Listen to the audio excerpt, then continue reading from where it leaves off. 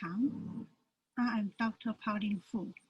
In this video, I will present hypothesis test for two populations.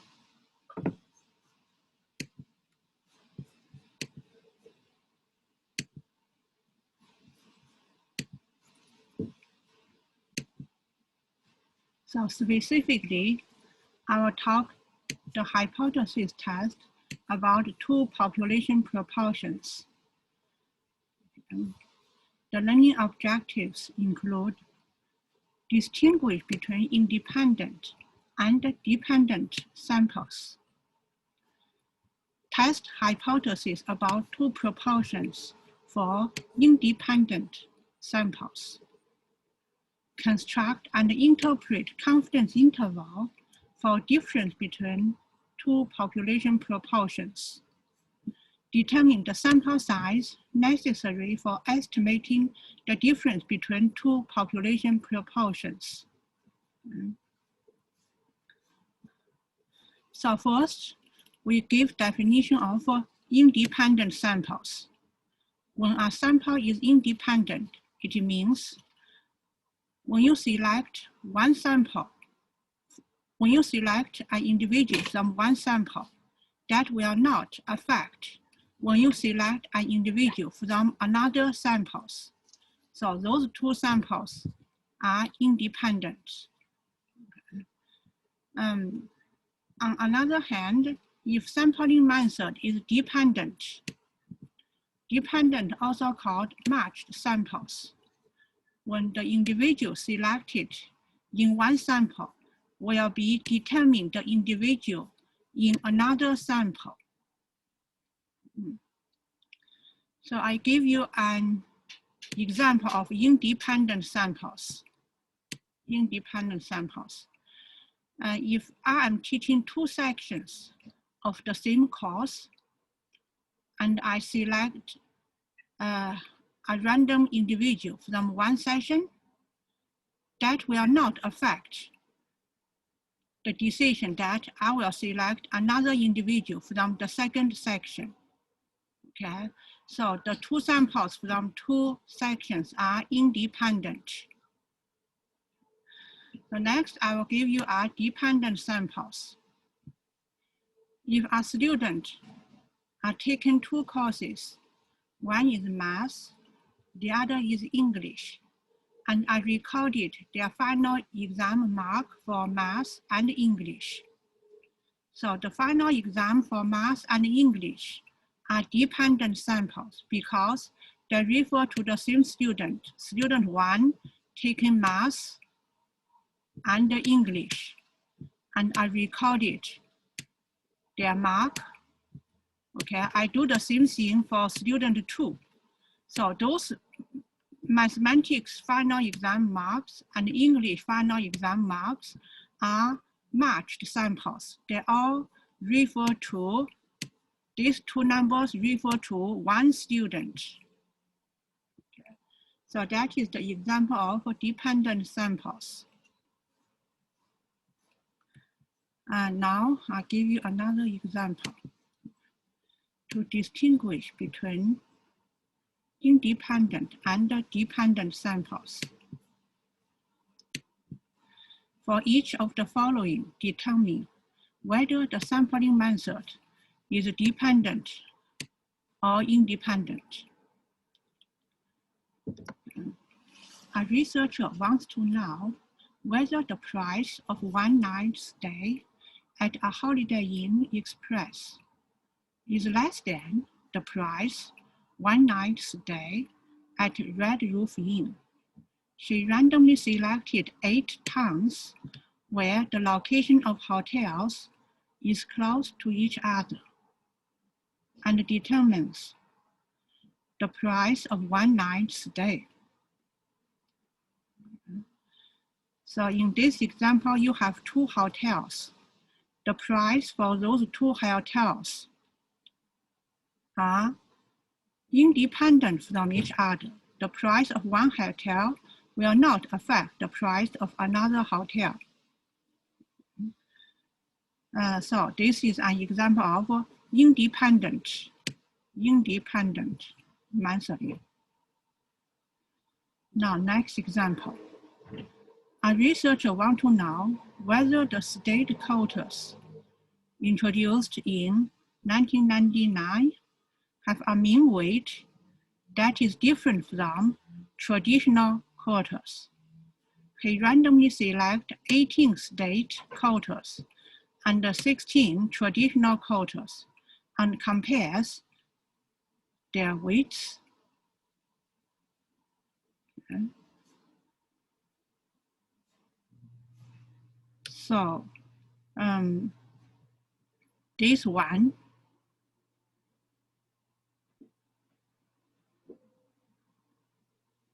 will be, some argued it will be independent.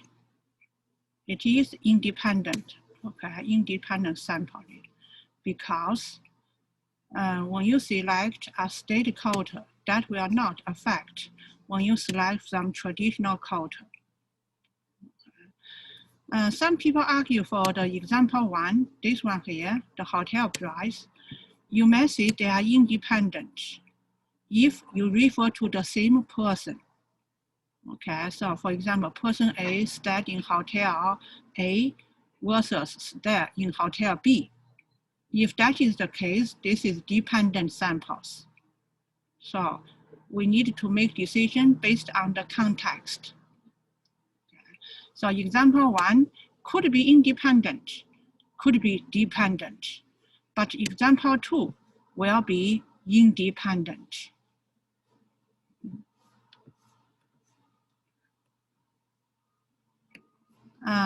This slide will introduce sampling distribution of difference between two proportions. Suppose that a simple random sample of size N1, okay, I have one simple random sample, size is N1, is taken from a population where X1 of the individuals have a specified characteristic. For example, 35 out of 55 students have a part-time job. So 35 is X1, 55 is N1. Now, another simple random sample of size N2 is independently taken from a different population where X2 of the individuals have a specified characteristics. Okay. For example, 16 students out of 37 students living on campus. So 16 is X2, 37 is N2. This is another sample. Okay. So the sampling distribution of P1 hat minus P2 hat. So the sampling distribution, this one here, P1 hat minus P2 hat, it is approximately normal. What is P1 hat? P1 hat is X1 over N1, P2 hat is X2 over N2. Okay.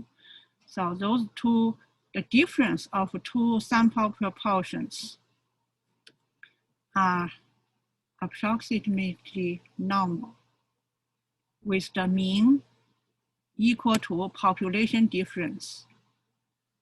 Okay. And the standard deviation is this one here, standard deviation. P1, P2 refer to population 1 and population 2 standard deviation respectively. P1 hat and P2 hat refer to sample proportion, sample 1 and sample 2 proportion respectively. So this one is actually follow the central limit theorem. Okay, you have the mean equal to population mean, the standard deviation equal to the combination of sample population 1 and population 2 standard deviation. Do some algebra here, algebra calculation. And you have to make sure the difference P1 hat minus P2 hat is approximately normal, okay? You have to make sure they have conditions. So sample 1 size N1 times sample 1 proportion P1 hat times 1 minus P1 hat greater or equal to 10. Okay, similarly, for sample 2, greater or equal to 10. And each sample size is no more than 5% of the population size. This to ensure we can use binomial distribution to simulate the normal distribution. So now, if you want to test the hypothesis regarding two population proportions, and suppose this is independent samples, okay? And we use P1 hat minus P2 hat, do the standardized version. It is this one here. So P1 hat minus P2 hat minus the difference for two population proportions, and divide the standard deviation, the square root. And this Z has a standard normal distribution.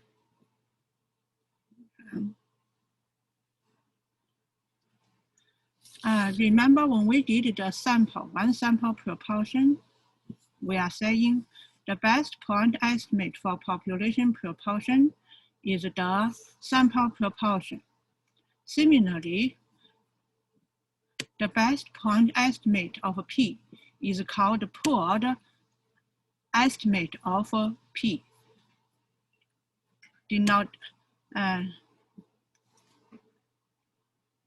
denoted by P hat. P hat equal to x1 plus x2 over n1 plus n2. And the test statistic for comparing two population proportions, you use P1 hat minus P2 hat divide square root of P hat. P hat is the pooled proportion. P hat pooled proportion. This is P hat times 1 minus P hat, take square root, and also times square root of 1 over n1 plus 1 over n2. So this is the test statistic.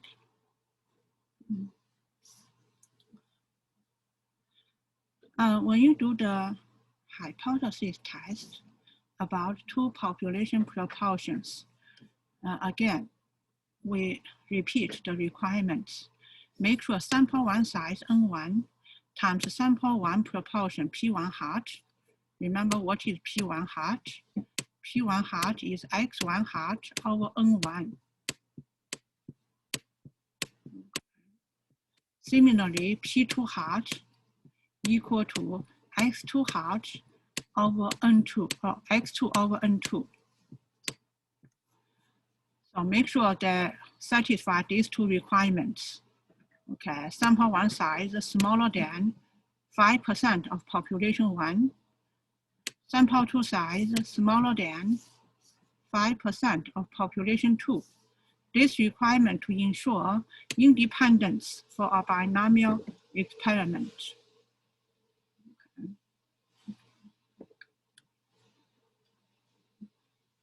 There are 5 steps in conducting hypothesis test for two population proportions. Step 1, state the null and alternative hypothesis. When you state null and alternative hypothesis, null hypothesis always remain the same regardless. Null hypothesis, it is always P1 equal to P2. P1 represents population 1 proportion. P2 represents population 2 proportion. However, alternative hypothesis H1 would be different. Depending on if it is two-tailed, you use not equal. If it is left tail, you use smaller sign. If it is right tail, you use greater sign. And how do you know which sign you use? Not equal, smaller, or greater? You need to read the context. If the context said something different from another thing, it is not equal. If the context said it is decreasing, it is less than, you use a smaller sign. If the context said it is increase, it is more than, you use greater sign. Okay. So that is the null hypothesis and alternative hypothesis. Step 2, determine the level of significance alpha. Okay. Remember what is alpha? Alpha is the probability of making type 1 error. And what is type 1 error? Type 1 error is when the null hypothesis is true, but you said it is false. You are making type 1 error. Okay. Step 3, calculate test statistic Z using sample 1 proportion P hat minus sample 2 proportion P2 hat, divide square root times square root. And P hat represents pooled population proportion, this formula. Okay. Remember for hypothesis test, normally we use 2 approaches. One is classical approach. When you use classical approach, you need to find the critical value. You can use table to find the critical value, or you can use Excel to find the critical value. Okay.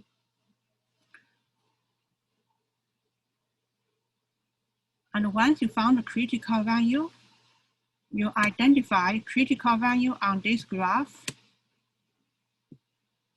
If it is two-tailed, the critical value have 2 critical regions. The right tail region and the left tail regions are critical regions. Critical region has another name, rejection region. Rejection region. Okay. And remember when you did step 3, you have test statistic. If test statistic is here, you reject. If test statistic is here, in the rejection region, you reject H0. If the test statistic is here or here, you fail to reject H0. So that is the classical approach. Compare critical value with the test statistic. Okay. The green dot represents test statistic. Okay. And the red point represents critical value. Okay. If test statistic false, in the rejection region or critical region, you reject H0. This is two-tail situation.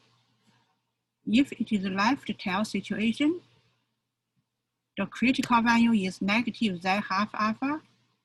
You can get this critical value either from the table or using Excel. I will show you when we do the example. And then you just have left tail as rejection region. And again, if your test statistic is here, you reject H0. If your test statistic is here, you do not reject H0. So in either case, you always compare critical value with your test statistic. And it strongly suggests you draw diagram like this or like this to make decision. Okay. So this one is the situation where you have a right-tailed test, and this is your critical value. Critical value decide rejection region. And if from step 3, your test statistic is here, you reject H0. If your test statistic is here, you do not reject H0.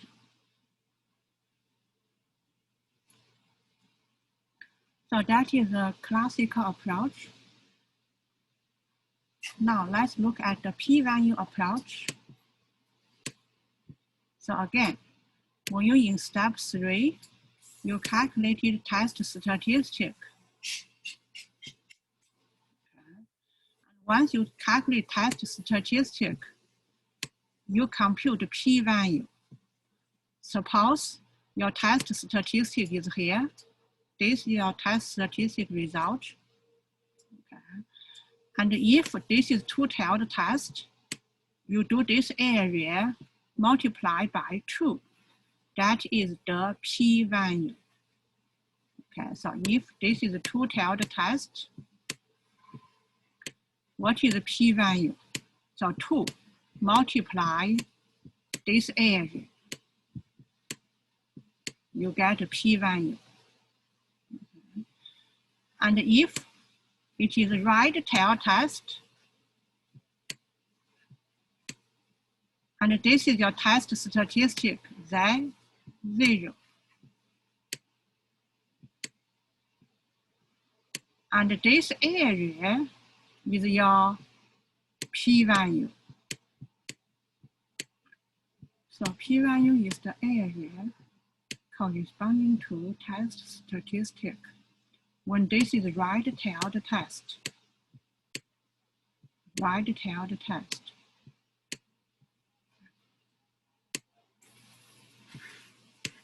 And if you have left-tailed test,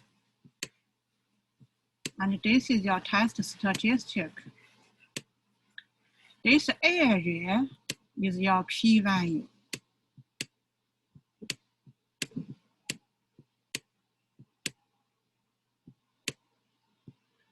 And once you get p-value, compare p-value with alpha. When p-value smaller than alpha, reject H0.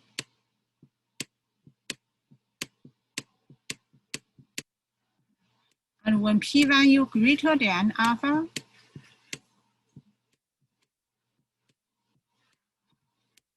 do not reject H0. Do not reject H0. So that is p-value approach.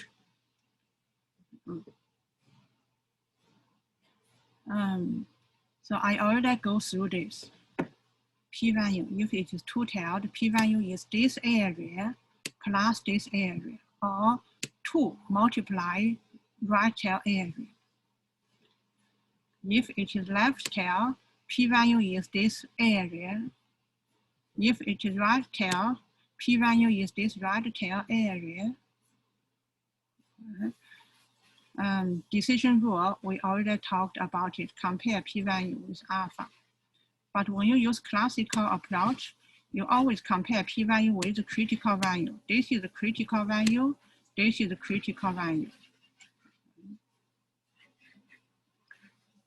All right. So now we discussed the theoretical part of compare two population proportions. Next, let's take a look at an example. Okay. Let me see how many slides I have here. Maybe I will do this in the next lecture. Okay, examples. So in summary, what I did in this lecture, I analyzed the concept for hypothesis test for two population proportions. Specifically, I talked about the difference between independent samples and dependent samples, the requirements for conducting hypothesis test for two population proportions, and also two different approaches. One is classical approach, the other is p-value approach. In next, this is part one for this lecture. I will continue in next lecture to give you the examples for hypothesis test about two population proportions. Thank you so much.